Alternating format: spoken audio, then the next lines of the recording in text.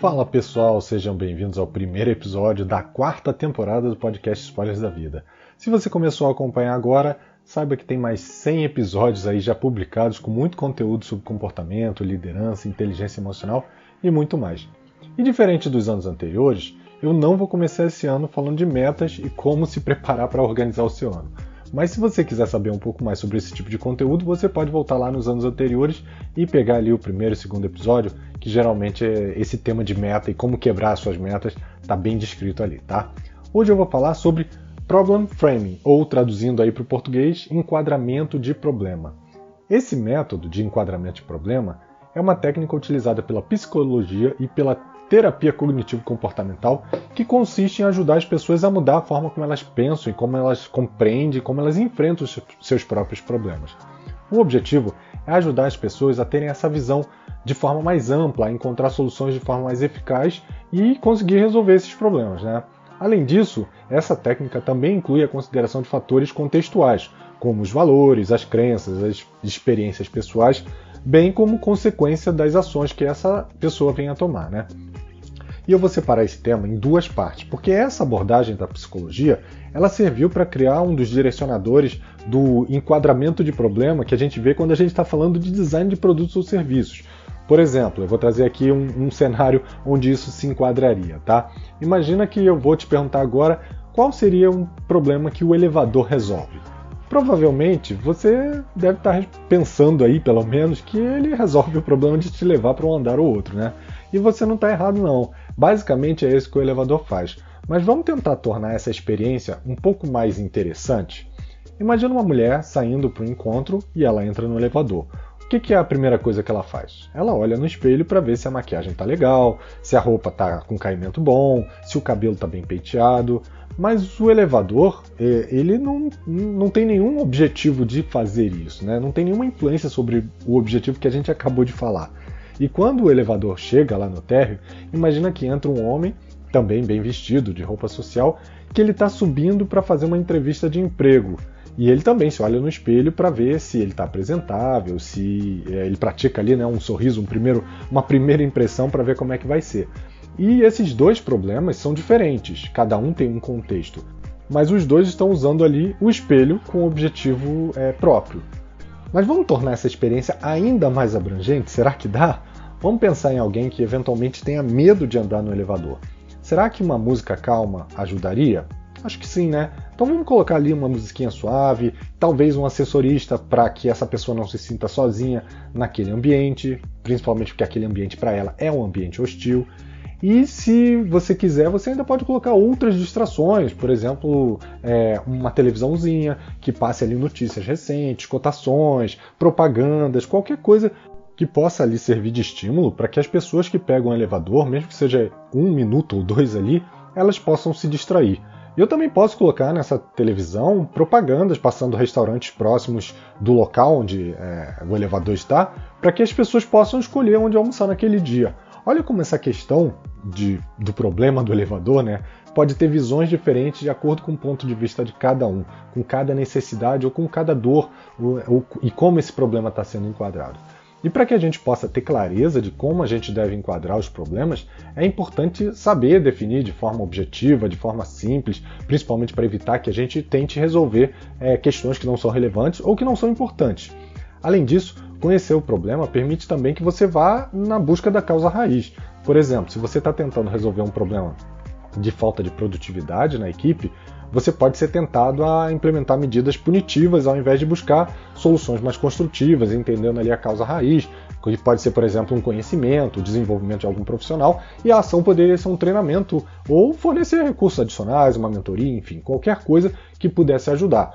Quando você faz o enquadramento, você acaba tendo essa visão, você acaba descendo no detalhe para entender o que realmente está causando aquele problema e como ele pode ser resolvido. E essa resolução ela também pode ser influenciada pelos nossos valores, pelas nossas crenças, pelas nossas experiências. Por isso que é importante, em casos, por exemplo, como esse, ter mais de um ponto de vista. Por exemplo, talvez você tenha a crença de que o trabalho individual, ou agora, por exemplo, de que o trabalho presencial é a única forma de trabalho que funciona. E isso pode ser baseado nos seus valores, nas suas crenças, nas suas experiências anteriores. Mas quando você divide isso com outras pessoas, por exemplo, com a sua equipe, talvez pontos de vistas diferentes venham a ser considerados, venham a surgir, e essa discussão tem que ser uma coisa saudável. Os pontos de vista externos, eles sempre vão ajudar a ponderar e achar soluções que sejam mais abrangentes, mais completas e até eventualmente melhores, né? Agora que você já viu um pouquinho mais sobre essa abordagem, falando de trabalho, né, falando de produtos ou serviços, eu vou trazer um pouquinho mais da abordagem da psicologia, que ajuda a ver os problemas e enquadrar de maneira que a gente possa lidar melhor com eles, de maneira que a gente possa trabalhar mais simples com esses problemas, manter o equilíbrio, principalmente quando a gente fala de equilíbrio emocional frente a esses problemas. Então, de forma bem simplificada e extremamente simplificada, o enquadramento é como aquela visão que a gente tem do copo pela metade. Vai ter gente que vai achar que está meio cheio e vai ter outros que vão falar que está meio vazio. Ele é basicamente a ideia de que a nossa percepção de um problema ela pode ser influenciada pela forma como a gente descreve ou como a gente enquadra mentalmente esse problema. Por exemplo, se uma pessoa ela enxerga um problema como insuperável, ela pode ficar paralisada e não tomar nenhuma ação para resolver. Já se ela enquadra aquilo como um desafio a ser superado, ela pode se sentir mais motivada a buscar uma solução. Vou trazer, para tangibilizar aqui o conceito, um exemplo como isso influenciaria na decisão de uma pessoa. Imagina que ela tenha, por exemplo, um problema de baixa autoestima. Ela tem dificuldade em acreditar em si mesma, ela é insegura, ela não conhece suas habilidades bem e tem medo de tomar decisões. Basicamente, ela acaba se sentindo aquele pensamento, né, de que eu sou uma fraude e de que, diante de qualquer desafio, eu não vou ser capaz de resolver. E durante esse processo, considerando que essa pessoa vá para uma terapia, ao invés de enxergar a sua baixa autoestima como um defeito permanente, o terapeuta ele vai incentivar ali para que ela enxergue isso como um desafio a ser superado. Ele pode sugerir que essa pessoa faça uma lista das suas realizações e habilidades, então trazendo aí um pouco mais de clareza, que às vezes naquele momento a pessoa vai pensar, eu não tenho o que é necessário para resolver esse problema.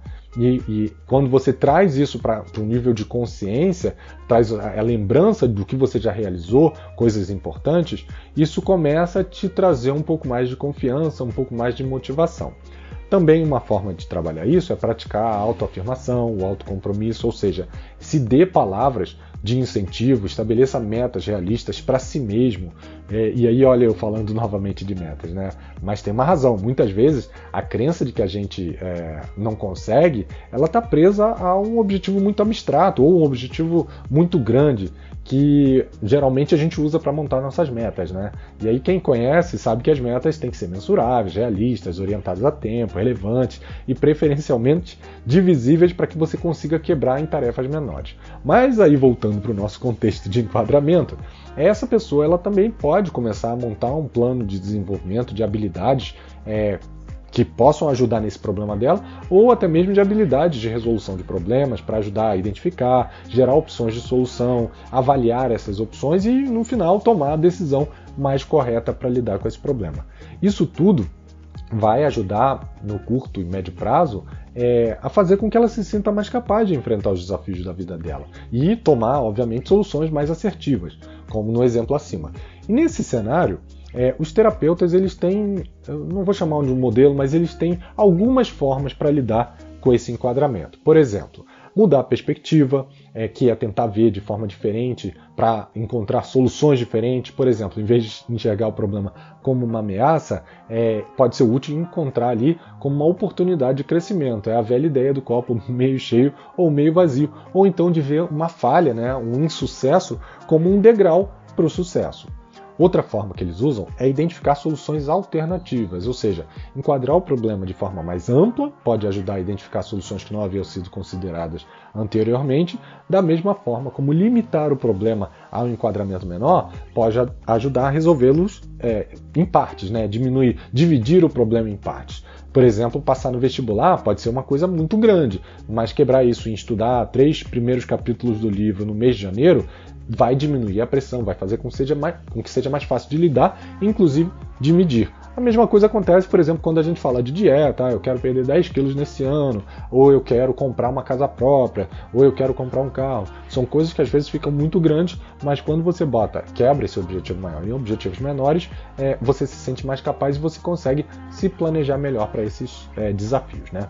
Uma outra forma que existe é desenvolver as habilidades de resolução de problemas. O enquadramento ele pode ajudar a desenvolver essas habilidades de identificação, de busca de opções, de forma mais direcionada, ou vamos dizer, mais holística também, de avaliação e tomada de decisão em relação a essas opções.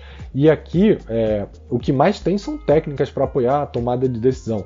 Mas o mais importante é o seu desenvolvimento de um pensamento crítico, que vai demandar aí foco, que em alguns momentos, inclusive, vai demandar que você tenha uma introspecção, que você pare e analise sozinho aquele problema, que você veja o que você precisa para conseguir ultrapassar aquele desafio.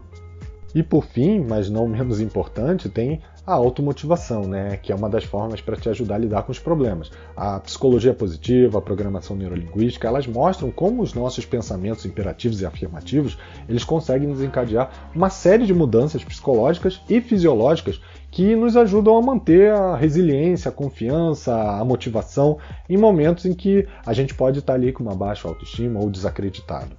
Então, galera, essa é a mensagem para o início desse ano. O primeiro podcast já está na área. E olhe para os seus problemas e os seus desafios como oportunidades, aprenda a enquadrar, entenda que você precisa ter clareza sobre eles, simplificando, definindo objetivos que sejam fáceis de você mensurar e saber lidar emocionalmente com tudo que vai surgir aí ao longo desse ano. E pode ficar tranquilo que a gente vai estar junto e pode ter certeza que sempre que você precisar de um apoio, vai ter um conteúdo aqui bacana para te ajudar, tá bom?